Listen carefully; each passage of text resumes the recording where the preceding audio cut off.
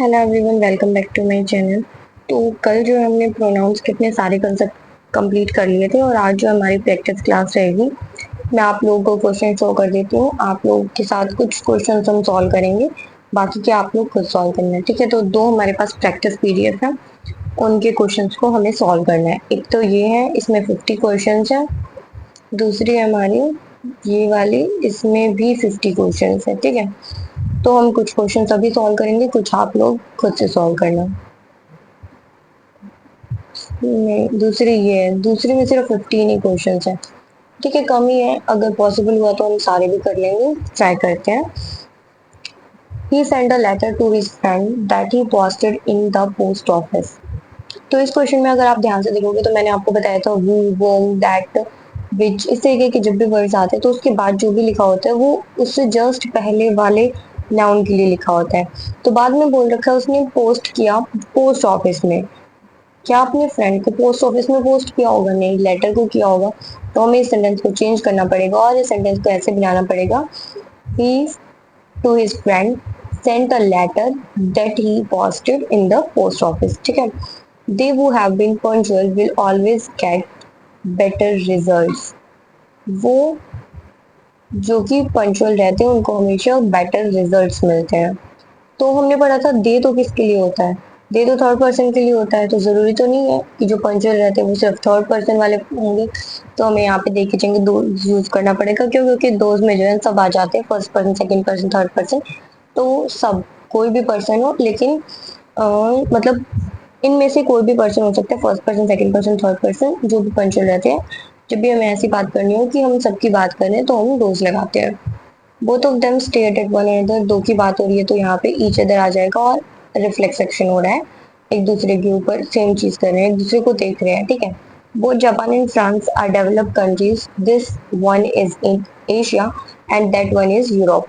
तो दिस यहाँ पे किसके लिए लगा है? फ्रांस के लिए। फ्रांस एशिया में है? नहीं, जापान एशिया में है और फ्रांस जो हमारे यूरोप में है। तो हमें इन कुछ इंटरचेंज करना पड़ेगा, हम यहाँ पे फ्रांस लिख देंगे, यहाँ पे जापान लिख देंगे। दिस पास वाले के लिए यूज होता है, दैट दूर वाले के लिए। नेक्स्ट बोल रखा है, did you understand that he said. हमने पढ़ा था कि जब भी हमारा नाउन ना दे रखा हो, नाउन की जगह कोई वर्ब या फिर कुछ भी और दे रखा हो, तो उस केस में हम दैट नहीं लगाते, व्हाट लगाते हैं। Did you understand what he said आ जाएगा। I have understood nothing what he said. मुझे कुछ भी समझ में नहीं आया उसने क्या कहा। तो यहाँ पे हमारा प्रोनाउन दे रखा है, जब भी नाउन प्रोनाउन दे दिया होता है तो उस केस में हम क्या लगाते हैं? दैट लगा देंगे। तो यहाँ पे क्या आ जाएगा? दैट आ जाएगा। I have found the book but which you lost. But और विच दोनों हम एक साथ नहीं लगाएंगे, विच यू लॉस्ट रिसेंटली आ जाएगा सीधा सीधा। His father did not approve of him marrying Sita. Him नहीं, हिज मैरिंग सीता। उन्होंने क्या अप्रूव नहीं किया? उसको नहीं, उसकी मैरिज को, ठीक है। आई will invite whom you want। इसमें क्या बोल रखा है कि मैं इनवाइट करूंगा whom you want। तो हमने पढ़ा था जब भी हमें ऐसे वर्ड्स दिख जाए वो वोम, तो वो किसी नाउन या प्रोनाउन के लिए लगते हैं। तो यहाँ पे हमें ना नाउन दिख रहा है ना प्रोनाउन दिख रहा है, तो हम यहाँ पे क्या लगा देंगे? I will invite anybody whom you want। तो एनीबडी यहाँ पे हमारा प्रोनाउन हो जाएगा। He and I have done his duty. He and I दो पर्सन हो गए तो आवर ड्यूटी आ जाएगा, ना कि his duty. It was her, it was she who did the cooking, तो it was she आ जाएगा। The campus of the school is larger than that of the college आएगा, क्योंकि कैंपस का कंपैरिजन हो रहा है, कैंपस का कंपैरिजन कॉलेज से नहीं हो रहा है, ठीक है। तो स्कूल के कैंपस का कंपैरिजन कॉलेज के कैंपस से हो रहा है, तो यहाँ पे हम than that of the college लगाएंगे। उसके अलावा you may be an editor और reporter, this makes you sit and that makes you run. अगर आप दिस मतलब पास वाला, रिपोर्टर, रिपोर्टर तो क्या होता है? क्या बैठ के काम करना होता है रिपोर्टर को? नहीं, बैठ के काम तो एडिटर करेगा, तो यहाँ पे एडिटर आना चाहिए। और रिपोर्टर और रन किसको करना पड़ता है? रिपोर्टर को रिपोर्टिंग करने के लिए। तो यहाँ पे हमारे उल्टे लिखे हुए, इनको इंटरचेंज कर देंगे। उसके बाद नेक्स्ट क्वेश्चन देखेंगे तो बोल रखा है none of the two minister was available for the comments. तो नन ऑफ द नहीं आएगा, नाइदर ऑफ द आएगा, क्योंकि दो मिनिस्टर की बात करी गई है, तो दो के लिए हम नाइदर लगाते हैं, ना कि नन। उसके बाद बोल रखा है neither of the ways are easy to follow. तो यहाँ पे हमारा नन हो या नाइदर हो, कोई भी हो, तो हमारा लगता तो सिंगुलर है तो यहाँ पे आर नहीं आएगा, इज आ जाएगा, is easy to follow. It was a magnificent chance but which you lost, तो बट को यहाँ से हम हटा देंगे, विच यू लॉस्ट आ जाएगा सीधा सीधा। Each of the girls give their reason of the incident in writing, each of the girls give her reason आएगा, ना कि their. Here comes Kapil Dev whom they say is the best all-rounder has ever had। तो यहाँ पे हमारा आएगा वो आएगा, ना कि वो, क्यों? क्योंकि यहाँ पे एक सब्जेक्ट एक वर्ब, उसके बाद एक और वर्ब आ रही है, तो यहाँ पे जो है हमारा वो आना चाहिए। उसके बाद बात करें तो much depends on him signing, him नहीं हिज साइनिंग द आर्ग्यूमेंट आ जाएगा। The man who they thought to be a gentleman is a rogue, वो मैन जिनके बारे में उन्होंने सोचा कि वो जेंटलमैन है, वो क्या था? एक रॉग था। तो यहाँ पे क्या आ जाएगा, हमें वर्ब की जरूरत, हमें यहाँ पे सब्जेक्ट की जरूरत नहीं है, यहाँ पे हमारा वूम आ जाएगा। उसके अलावा आप देखोगे तो सेम सेम से ही क्वेश्चन है, इनको आपको सॉल्व करना। आई हेट हिज टॉकिंग आ जाएगा। तो सेम सेम क्वेश्चन है, आप लोग यहाँ से अच्छे से सॉल्व करना। यहाँ पे यूअर्स आ जाएगा, माई सेल्फ नहीं, आई आ जाएगा।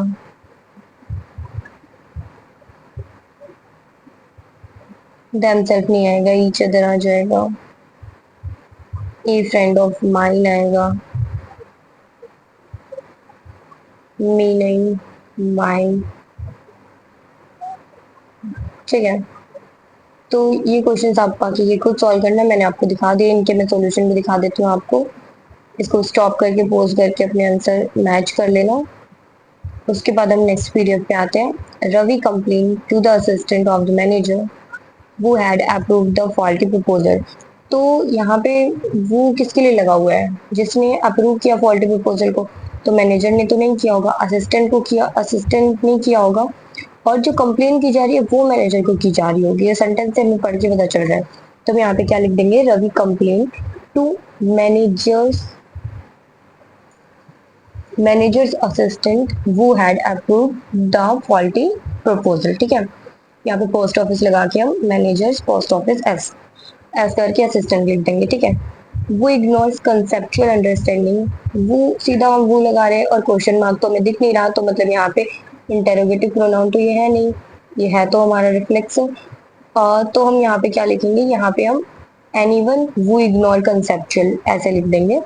The student argued with the clerk of the principal who had misplaced। तो मिसप्लेस किसने किए होंगे डॉक्यूमेंट? प्रिंसिपल ने तो किए नहीं होंगे, क्लर्क ने किए होंगे, इसीलिए स्टूडेंट उससे आर्ग्यू कर रहे हैं। तो यहाँ पे क्या आएगा, the student argue with the principles clerk who had misplaced the documents। She spoke to the aide of the minister who had leaked the confidential report। इसने क्या बोला है, जिन्होंने कॉन्फिडेंशियल रिपोर्ट जो है किसने लीक की होगी? मिनिस्टर ने तो नहीं की होगी, तो यहाँ पे हमारा मिनिस्टर्स एड आ जाएगा। He offered no explanation which could conventionally satisfy the inquiring panel examining procedure lapse and accountability failures within the department। और इसमें क्या बोला गया, उसने कोई एक्सप्लेनेशन नहीं दी जो कि सेटिस्फाई करती इंक्वायरी पैनल जो भी एग्जामाइन कर रहे थे, और अकाउंटेबिलिटी फेलियर्स क्यों हुए विद इन द डिपार्टमेंट, उन्होंने कोई एक्सप्लेनेशन नहीं दी, ऐसा बोला जा रहा है। तो यहाँ पे एक्सप्लेन किया जा रहा है, और जब भी हमारा एक्सप्लेन किया जाता है या फिर एक्सट्रीम पे बात की जाती है, जैसे कि मैंने आपको बताया था एवरीथिंग, एनीथिंग, नथिंग, और यहाँ पे भी उसी तरीके का नो एक्सप्लेनेशन की बात की जा रही है, मतलब साफ साफ बात की जा रही है, तो उस केस में हम दैट लगाते हैं। तो यहाँ पे विच नहीं दैट आएगा। The client question the employ of the bank officer who had mislead him. तो एम्प्लॉय ने मिसलीड किया होगा, तो बैंक ऑफिसर्स एम्प्लॉय आ जाएगा। The lawyer confronted the brother of the accused who had plan the fraud. तो accused के brother ने प्लान किया होगा ना फ्रॉड, तो एक्यूज्ड ब्रदर आ जाएगा। Which comprises anything which comprises transparency आ जाएगा, क्योंकि इससे पहले हमें प्रोनाउन तो चाहिए। She deeply admired the leader and principles which played a decisive role in shaping the nation democratic institution and constitutional values. तो यहाँ पे हमारा एक्सप्लेन किया जा रहा है, तो उस हिसाब से जो है हम यहाँ पे विषय लगाएंगे, दैट लगाएंगे, ठीक है। This is the last opportunity. जब हमने पढ़ा था first, second, third, fourth, last ऐसे वर्ड यूज हो जाते हैं तो हम दैट लगाते हैं, तो यहाँ पे भी हमारा दैट आ जाएगा। That opportunity that candidate will receive to rectify errors.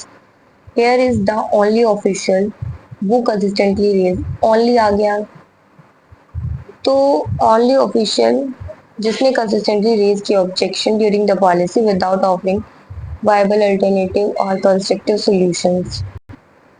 तो ये हमारा ठीक लिखा हुआ है, इसमें कोई मिस्टेक नहीं है। उसके बाद बात करें तो all the arguments that were passed presented during the hearing failed to convince the panel due to lack of empirical evidence and logical coherence.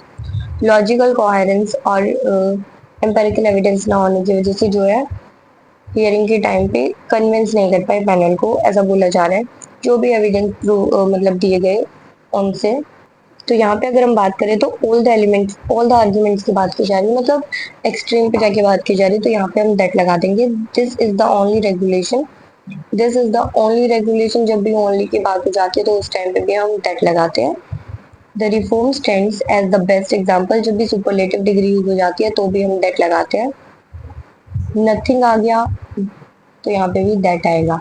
Nothing, everything, only, so, very true, जब भी extreme पे जाके बात होती है तो उन सब केसेस में हम दैट ही लगाते हैं। ये मैंने बताया था। तो इस पीडीएफ के तो हमने 15 के 15 क्वेश्चन सॉल्व कर लिए। बाकी दूसरे वाले पीडीएफ के कुछ क्वेश्चन रहते हैं, वो आप लोग खुद सॉल्व करना। और आज की वीडियो को हम इतना ही रखते हैं। कल जो हम अपना नेक्स्ट टॉपिक स्टार्ट करेंगे दैट इज टेंसेस, और टेंसेस के कंसेप्ट्स को काफ़ी अच्छे से पढ़ेंगे क्योंकि वो बहुत ज़्यादा इंपॉर्टेंट भी टॉपिक है और उससे काफ़ी ज़्यादा क्वेश्चन भी आते हैं और वो हमारे ग्रामर को भी स्ट्रॉन्ग करता है, ठीक है। और हमारे रीडिंग स्किल्स भी उसकी वजह से थोड़े से इम्प्रूव होते हैं क्योंकि हम जितने भी सेंटेंस बनाते हैं उसमें टेंसेस तो यूज होती ही हैं, ठीक है। तो आप लोग अच्छे से अपनी तब तक तैयारी करो। आपको कोई भी डाउट हो तो आप कमेंट सेक्शन में या टेलीग्राम ग्रुप में पूछ सकते हो, और टेलीग्राम ग्रुप आप डिस्क्रिप्शन में आपको लिंक मिल जाएगा, वहाँ से आप ज्वाइन कर सकते हो। उसके अलावा आप लोग अच्छे से अपनी तैयारी करते रहो। All the very best guys for your upcoming exams.